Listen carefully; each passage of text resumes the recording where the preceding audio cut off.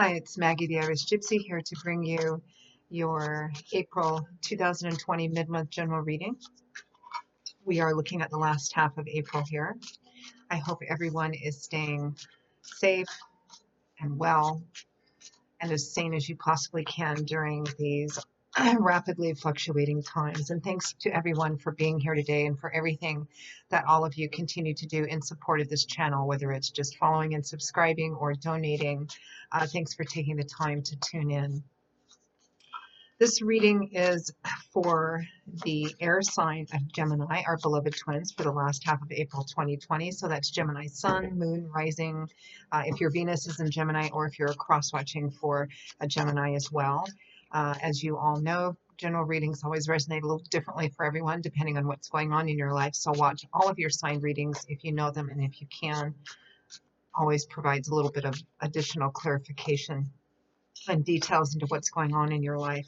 If any of these readings do resonate with you and you would be interested in taking a deeper look at something, you'd like to reach out for a personal reading or information about personal readings, just click on the description link below, hit that little arrow that pulls down information, and you'll see some more info on my contact details. And of course, you can email me directly at maggie1mcguire@gmail.com. I'd be delighted to work with you. I can usually respond to initial inquiries within the same day or the first 24 hours. And scheduling is pretty good too. I do readings full time, so I'm pretty diligent at working with your schedule in mind to get readings out to you or scheduled with you as quickly as possible. Okay, let's move right into this reading. Gemini, let's see what the last half of April has in store for you.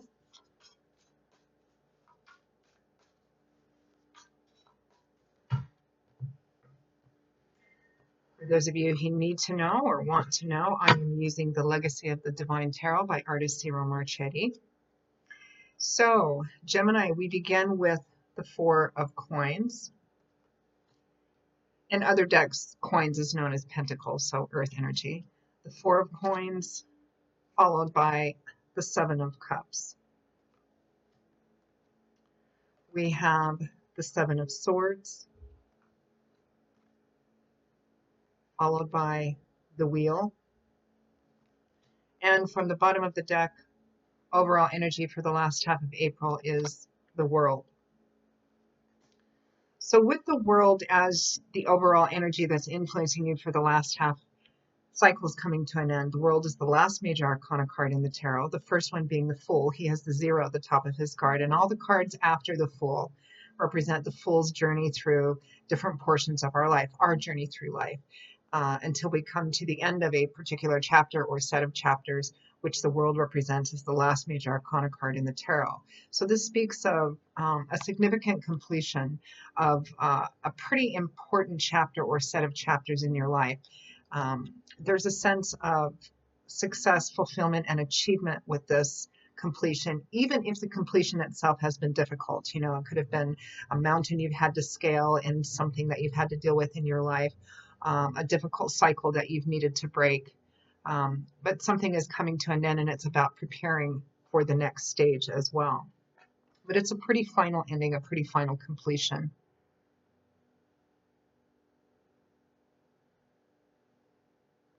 And the interesting thing is that in this particular deck, the Legacy of the Divine Tarot, it has what is circling around this individual is all of the zodiac signs. So again, kind of a sense of completion of a cycle.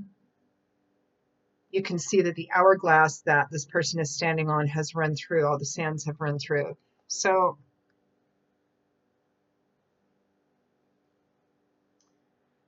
now the cycle for some of you, because it's a general reading, there's a lot of you watching, this could have been an actual difficult cycle or a cycle that's had its difficulties. It could be a cycle that was about something positive, you know, for example, you know, completing 4 years or 6 years of college or something like that, or it could be just a very difficult phase is over. But there's a sense of final completion here, and you are preparing for the next stage. Now we have the Four of Coins, followed by the Seven of Cups.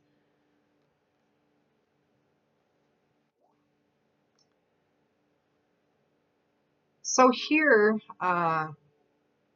Gemini, The Four of Coins. Coins is governed, or Pentacles as it's sometimes known in other decks.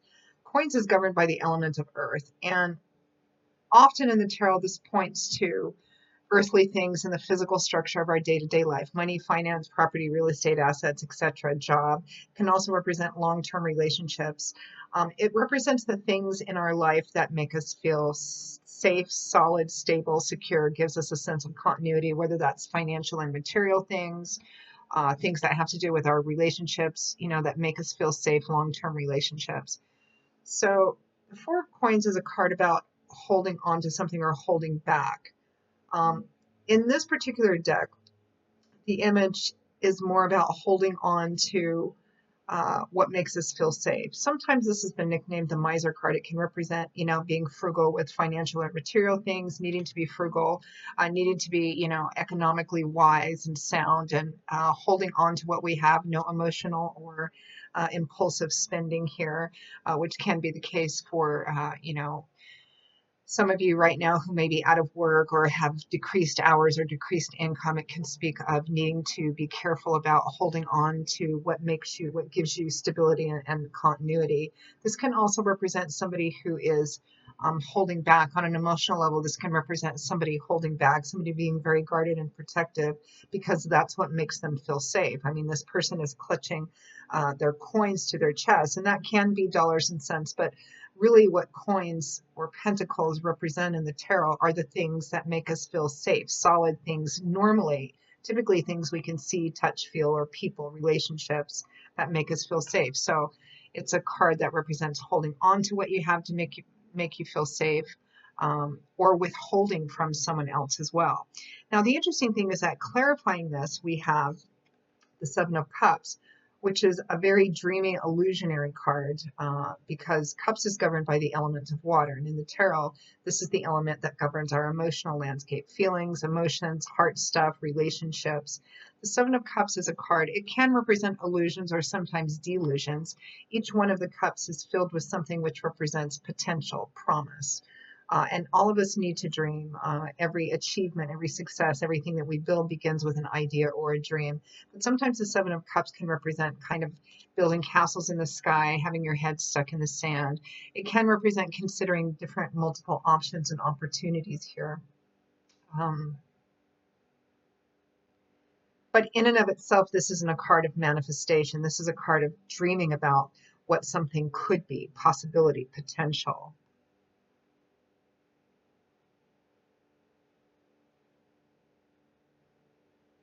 I really feel, Gemini, there's a sense of secrecy about this reading, kind of a sense of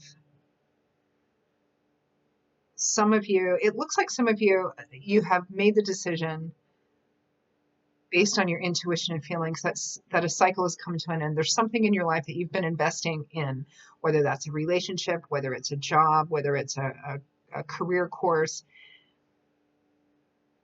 I mean, this is going to mean individual things to individual people depending on what's going on in your life. And what I mean by a sense of secrecy is that I feel like for many of you, there's a cycle that's come to an end and you realize that fully. You have an intuitive sense of that. But for some of you right now, you might not be able to express that or set about the next stage or what you're going to be going into next in a public sort of way. Because let me go to the next two cards here. We have the Seven of Swords with the Wheel of Fortune in the upright, clarifying it. Now, the Seven of Swords it can be a card of deceit.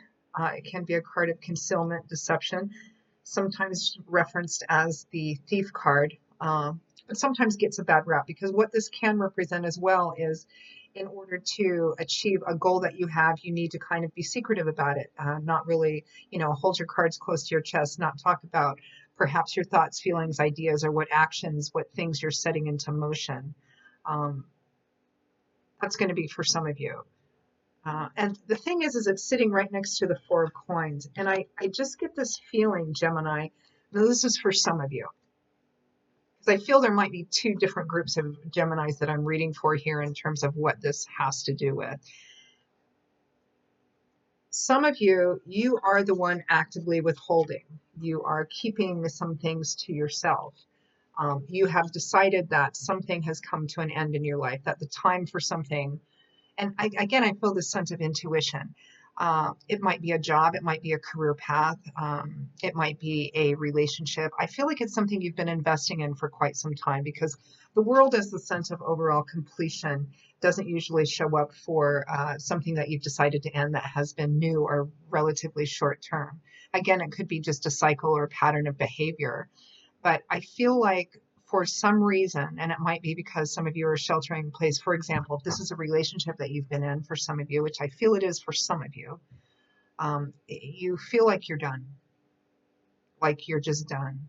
But for the time being, you can't really be too open or share that right now. And it could be, if this is someone you're married to or someone you're living with or something like that, where all of us, at least most of us, I hope you're doing the shelter in place thing.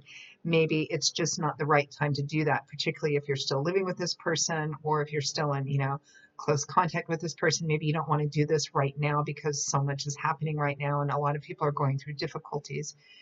Because I feel like for some of you, you know, this may be a relationship that you are choosing to end, but you just feel like it's over and you kind of have that sense about it. But for the time being, you're keeping that to yourself, and whatever plans you might be making for the next step, like exiting the relationship or how to exit the relationship, again, you're keeping that to yourself just to avoid perhaps maybe some conflict about it, particularly if this is something that you still have to function within. And this might be the case for a relationship for some of you. It might be the case for, friendships, something that you're connected with, someone that you're connected with. It might also be for, a job or a career path right now. I know with a lot more time that many of us have to spend dwelling and contemplating on things. And this is a time of anxiety and fear and stress for a lot of people too. But sometimes during these times, what that has a tendency to do is it shines a light on the things that we have been prioritizing and causes us sometimes to reprioritize things that used to seem important before. During these times kind of fall away and we see things that are more important, or when we're going through a time where everything around us is in question, including our own health and safety, sometimes we look at it, becomes blindingly clear to us what's important. For example, some of you may have been in a job or career path that isn't satisfying or fulfilling to you. And because of everything that's going on, you're like, this just isn't worth it anymore. When this is all over, I'm going to do something that I really feel connected with, that I really love. Same with relationships. And you're considering all these possibilities right here. Now, underneath the Seven of Swords is the Wheel of Fortune. So divine timing and orchestration is at play here. Now, for some of you, whether it's a relationship, a job, a career path, something that you've been investing a lot of your time and effort into, it has not been giving back to you. They, or whatever it is that you've been doing, has not been giving back to you. And so because of that, you are making the decision, again, that something is over. Something has come to its conclusion. But I just feel a strong sense that a lot of you aren't, what you've decided and how you feel about it and any plans you might be making to move on into the future, you're keeping to yourself for the time being, because I feel the time just isn't right here. It just isn't. I mean, the time is right for this to be ending, and Spirit is kind of fostering that and providing that opportunity for you.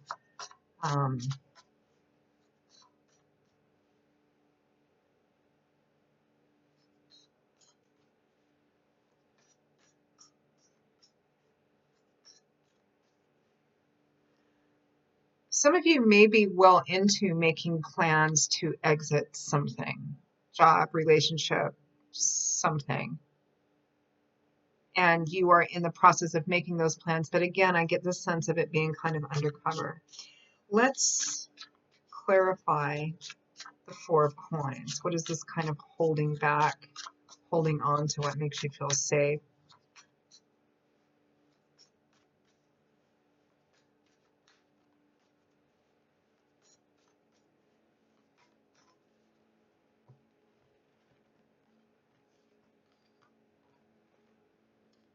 We have the Devil and the Six of Coins.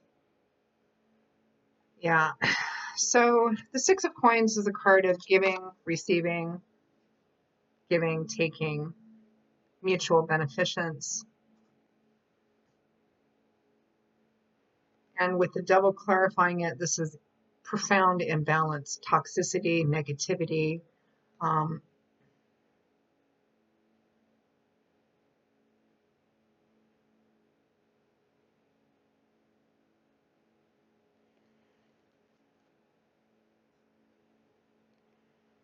Yeah, I mean, the details about this are going to vary because I'm getting like a lot of different types of details, and they're going to vary depending on what's going on in your life.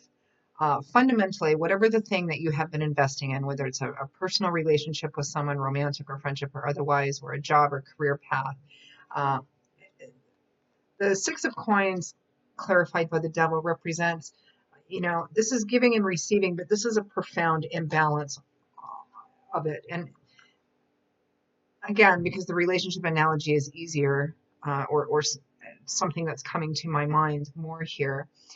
This would be a relationship in which the giving and receiving in the relationship is flawed. It's not stable. It's not reliable. This is, in this relationship, somebody can't be trusted, perhaps. Somebody can't be relied on. Sometimes they treat you well or give to you, and sometimes they don't.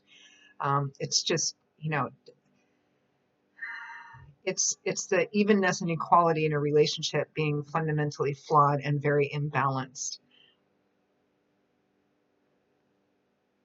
Now, this combination of cards clarifying this Four of Coins can represent that you might be in a relationship or in a job or a situation where um, what you're giving to is giving back to you in a very erratic, unreliable way. And again, regardless of how the details vary, because I could kind of go on in this and have it be really kind of more confusing to people for whom it doesn't resonate. It's at an end. This unstable, reliable, up and down roller coaster of a relationship, whether it's a work relationship or work itself or a personal relationship, romantic, friend, family. There's been too much up and down, and you've made the decision that it's over. You can feel that it's over, but again, I'm still getting this kind of underlying sense that for the time being, you're keeping that to yourself, or mostly to yourself, including your ideas and plans and any actions you're beginning to take, setting things in motion for how you're going to exit this.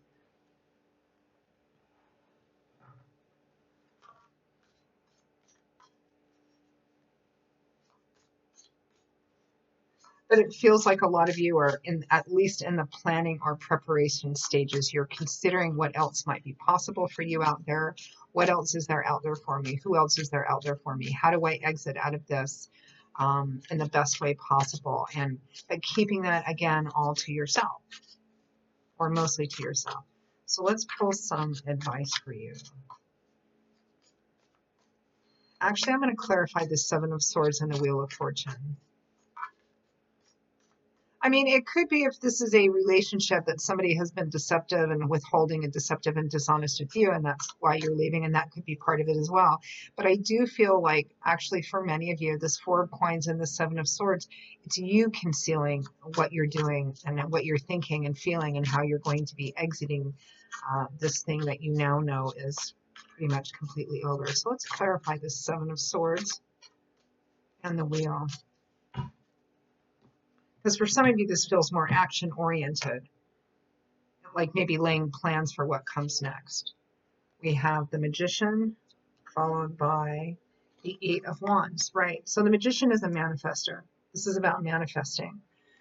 He knows exactly how to do it. He knows how to take what's in his head and heart, but he knows how to pair it with his knowledge, tools, wisdom, experiences, resources, people to pull something together and physically manifest what he wants into reality.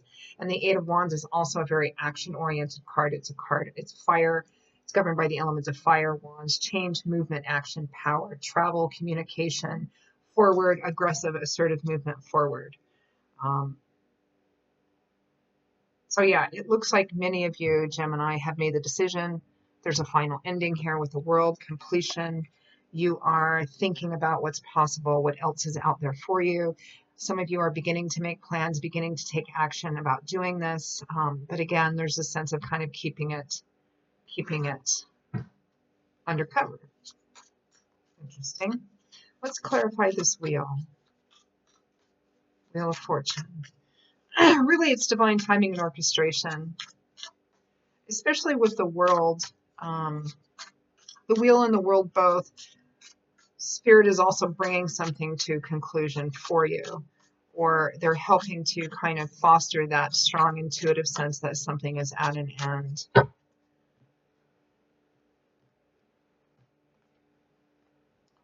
We have the star that clarifies the wheel. So renewed hope, faith, and optimism. It's one of the wish fulfillment cards. It's a card that represents, you know, this is a card that often shows up after a period of darkness or despair or sickness. This is a card of recovery, faith restored, renewed, and trusting in the path that you're on, that it's leading to joy and fulfillment. And clarifying the Wheel of Fortune. These are two cards that are both strongly attuned to God, Spirit, your angels, and guides, kind of bringing this to a conclusion or lifting whatever veil has been on your eyes up until now to help you see that, yes, this is in fact over, and the time to start making plans for what's next is now. And you have everything that you need in order to manifest that. And yes, you are on the right path with the Wheel of Fortune and the Star. This is also the Wheel of Fortune and the Star together with the World. I mean, this is also a card. These are also combinations of major arcana cards that speak to